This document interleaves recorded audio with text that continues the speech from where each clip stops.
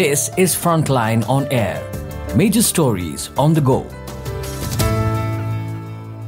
Beyond Borders, Unhoming in Lahore's Magical World. Reimagine Pakistan and embark on a transformative journey. Lahore awaits with its flavors, history and friendships that transcend borders. Panchali Ray. In 2014, when the Narendra Modi-led BJP government came to power, to be Indian was no longer synonymous with being just a Hindu.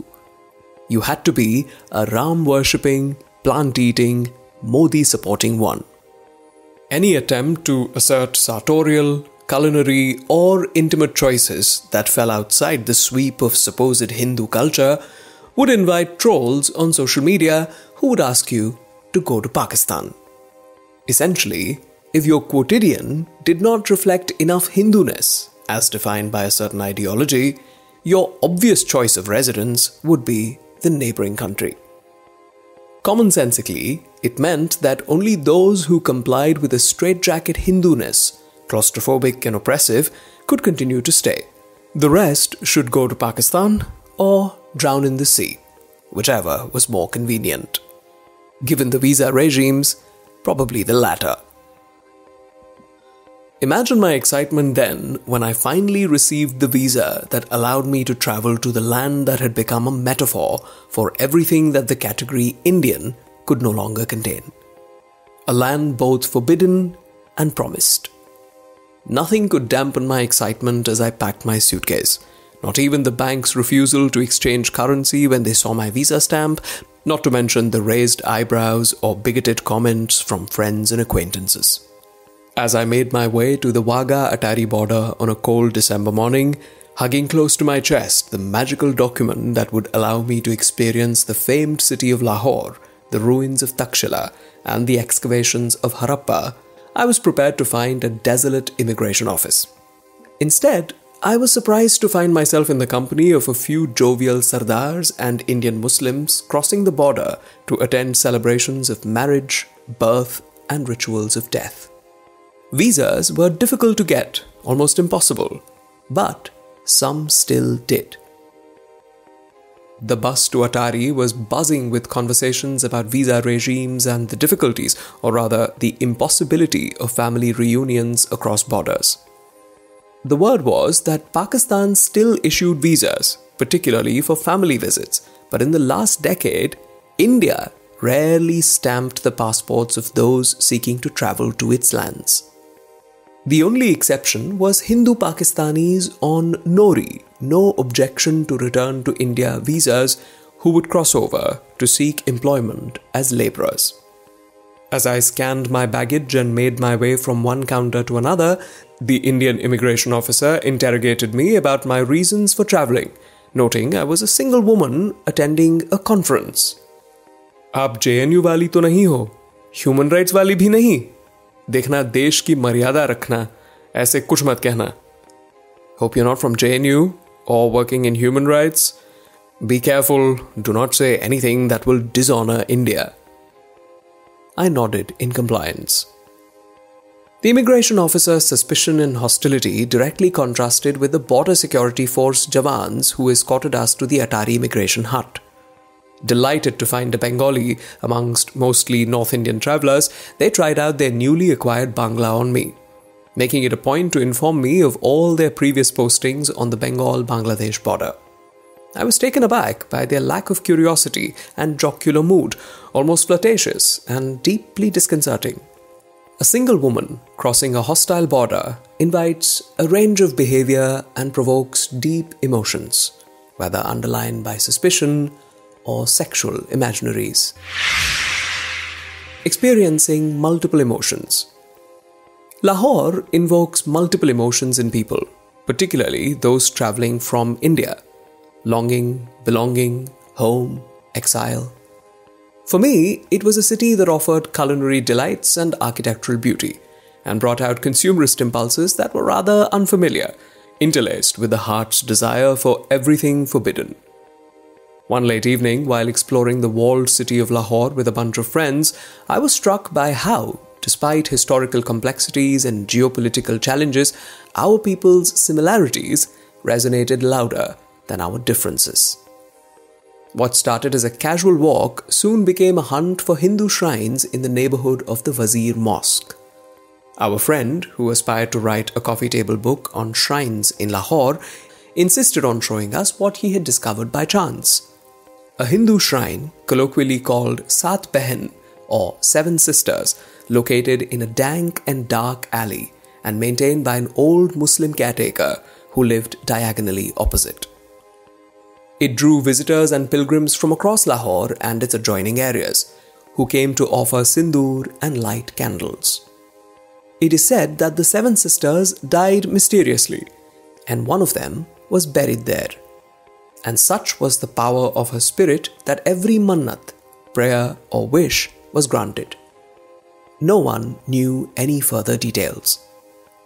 Staring at the offering of candles, sindoor and flowers, I was reminded of the Kali temple in a Chinese ghetto in Kolkata.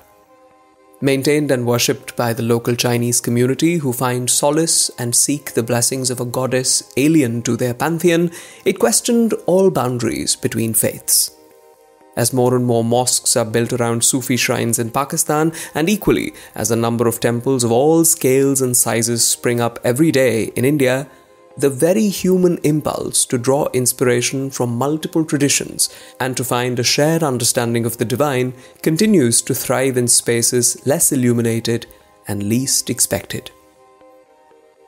It was with the same wonder that I gazed at the ruins of Takshila and Sirkap, circa 6th century BCE to 2nd century CE, located in Rawalpindi district, that boasted of not only Buddhist stupas but also Jain, Hindu and Zoroastrian temples. Dating from the Achaemenid Persian Empire, followed by the Greek Empire, the Maurya Empire, the Indo-Scythians, the Kushan Empire, the Parthian Empire and the Indo-Greek Kingdom, the great cities famed for their art, architecture, trade and universities were finally annihilated in the 5th century by the Huns, who put to fire the Buddhist monasteries and stupas. Syncretism of religious influences. Both Takshila and Sirkap are internationally acclaimed as the cradle of the Gandhara school of art, which reflected the coming together of Buddhist and Greco-Roman influences. But what was surprising was the syncretism of religious influences that produced such structural marvels, visually stunning and spiritually resonant.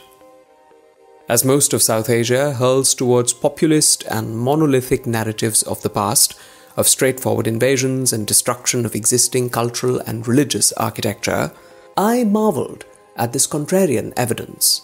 The fusion of architectural styles and symbolic motifs that pointed to a shared cultural space where different and often conflicting beliefs coexisted.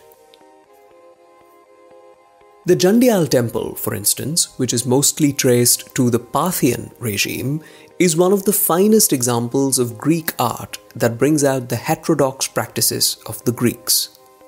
Used for fire worship and thus showing evidence of the flourishing of the Zoroastrian faith, the influence of Greek architecture is undeniable, flying in the face of all theories of the clash of civilizations and the annihilation of the vanquished. Equally mesmerizing was the site where St. Thomas the Apostle, who visited the city of Sirkap, had a palace built for him by the king. Local legends claim that he brought the dead brother of the ruler back to life, and in gratitude, the king built him a residence for the next 40 years to enable him to spread the teachings of Christ.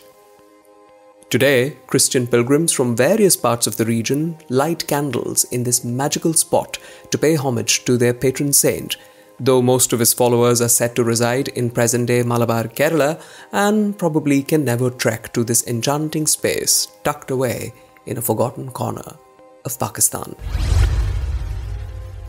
Diversity and the coexistence. One could argue that Christianity is not alien to the subcontinent, making its entry with Portuguese or British aggression, but indigenous and indispensable to the region's history. As much as certain forces manufacture a monolithic, linear narrative of religious interaction in the South Asian subcontinent, any serious genealogy of migration, conquests, cultural exchanges, and religious proselytizing would only point to the diversity and the coexistence of multiple faiths, which form the shared heritage of the subcontinent. With great reluctance, I tore myself away from the magnificent sunset over the Sirkap ruins, only to remember that I had missed lunch. As I invited my guide and driver to some sumptuous naan and beef kebab, we chatted about visa regimes, politics, and the hardening of majoritarianism in both countries. The driver recounted stories of his grandfather's migration from Uttar Pradesh to Lahore and how he continues to meet his Indian relatives at the Wagah border every year. The persistent memories of partition, with its collective inheritance of exile and longing, haunted every encounter, every conversation, both of the past and the present. As home continues to remain a contested term for those whose ancestors found themselves on the wrong side of the border, home no longer holds any meaning for me. As I packed my suitcase, I watched on social media the fervour with which the announcement of the inauguration of the Ram Temple on the debris of the Babri Masjid was greeted. If sitting in the ruins of Takshila was a magical moment and evoked emotions that nowadays I struggle to feel, serenity, wonder, and an invitation to marvel at the possibilities that the world holds, waiting at the airport for the connecting flight to Chennai on Christmas Day evoked nothing but loneliness. My heart was broken, and I did not look forward to returning to the heartbreak that I was compelled to call home. Panchali Ray teaches anthropology and gender studies at Kriya University, Sri City, Andhra Pradesh. This is Frontline on Air. Major stories on the go.